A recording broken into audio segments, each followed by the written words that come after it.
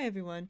In this tutorial, I'll show an introduction to developer settings and how Lyra has some very useful ones for development and debugging. So I'll go over cosmetics settings, and then I'll go over how to create your own developer setting. So we will be creating a Boolean developer setting for ShouldSkipIntroVideo.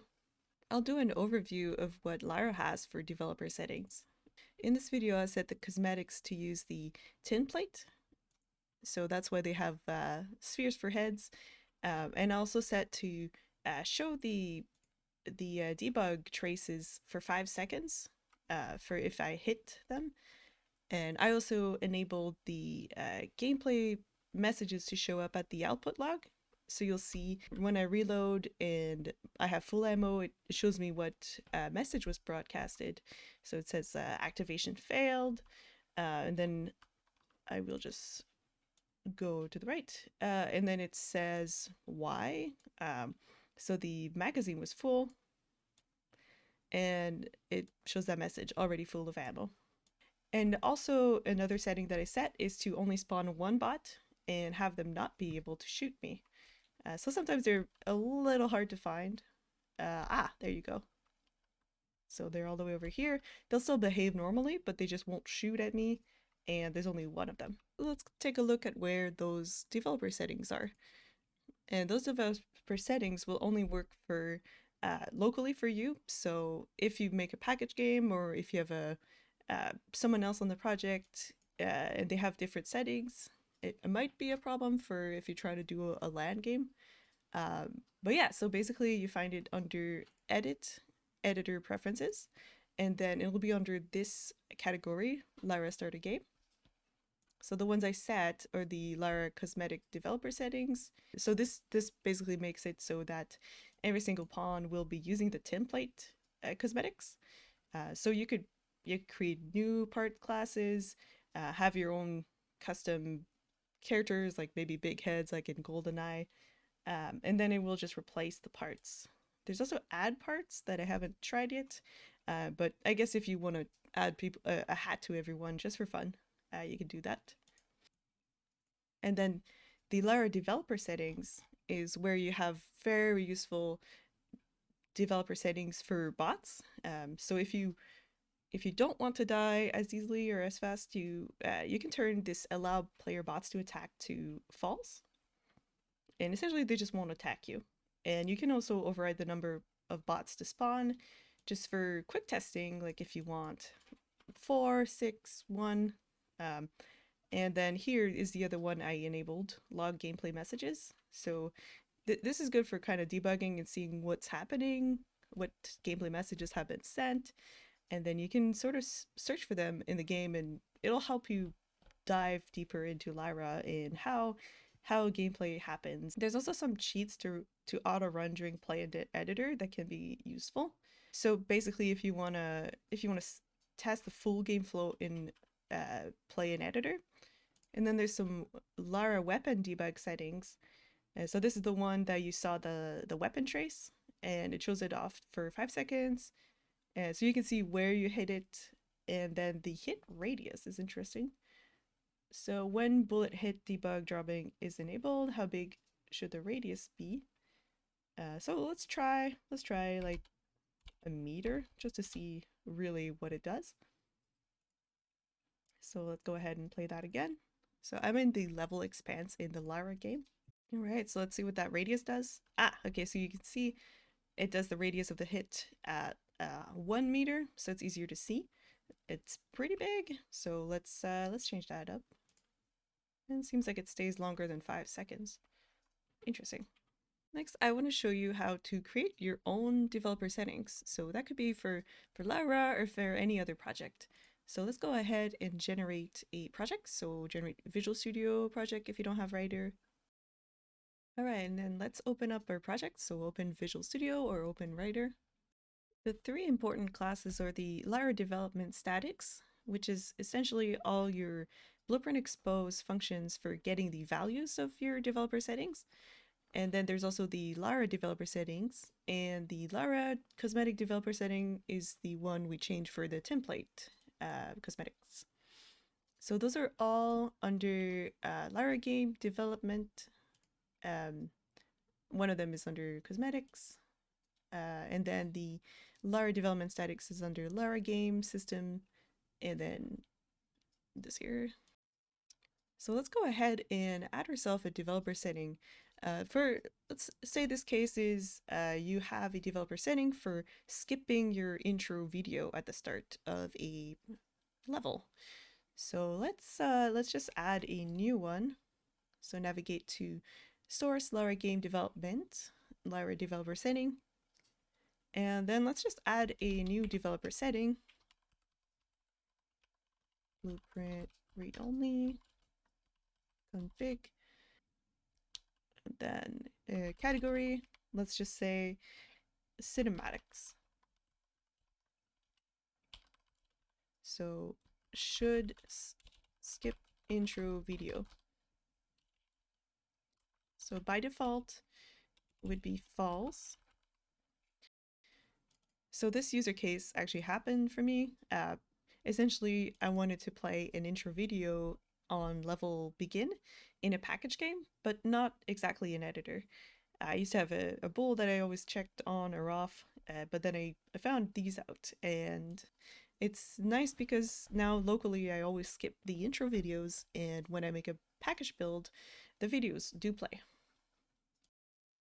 All right, and then let's just add a nice blueprint getter for this new development setting. So let's go ahead and go to Lyra development statics, and then just under the should skip directly gameplay, let's just copy this, and then should skip opening cinematics, I guess. Opening cinematics. And then category will be cinematics. And then let's generate a body for this function. Okay. And then this is nice because it's a wrapper for if with editor. So if you're not in the editor, it will always return false. So if with editor, get should skip intro video, and else return false. I'll just remove the S for grammatical error. One new property specifier I missed is the edit defaults only, so that you can actually see it in the editor defaults. So I'll save that and then I'll recompile. Another one that you could look into that we saw in the developer settings is the Lyra weapon debug settings. So this is where the draw bullet trace duration and hits radius and all that information is set. And those, interestingly enough, they're you developer settings backed by CVARs. So it just means that you can actually set them in the console. So if ever you need more developer settings that aren't just a checkbox, like in your editor settings, and you do want to change them while playing, then you can use these CVARs or backed by CVAR developer settings. So now when we open up our editor preferences and go to Lyra developer settings, we see our new property should skip intro video, and let's set that to true. And then let's actually use it somewhere and see how it works. I'll actually go to my favorite map, the gym map. So control space, and then the gym map is in the all plugins, shooter maps, and then it's in the firing range WP, I guess a work in progress. All right, so let's go ahead and open up the level blueprint for the firing range. And then on begin play, we'll just call that function we added. So should skip opening cinematics. So this will actually check if our developer setting is set to true or false. So if you should skip the opening cinematics, then don't do anything. If not, then let's just put a print statement for now. So we'll see how that works. Oh, interesting. Let me just go back. My resharper is a bit too good. So if you're not skipping the opening cinematics, I'll just print the text is playing cinematics. All right. So if I play, is playing cinematics showed up. Another error of copying code. So in your should skip opening cinematic, it should be if it should skip the intro video, so not the opposite. So let's just go ahead and rerun this. One issue or interesting feature that I've encountered is that the Lyra developer settings, they stay the same even after rebuilding a project, but the cosmetics resets, same with the weapon debug, so those you might have to set again. But I still find that cosmetics are quite useful for, especially if you want to test out a new skin or a new accessory, but don't have to do the whole process of picking it up or setting it in the game. So yeah, let's just go back to our gym level. So recent level, firing range. And now, since we're skipping the intro video, it shouldn't show the print screen that it's playing the video. Okay, so this is it off. So we didn't see the print string over here. And then if we go ahead and change it back to, oh, wrong one. Editor settings, developer settings. So we say should not skip the intro video. Let's say you're testing out, you need to see the intro video.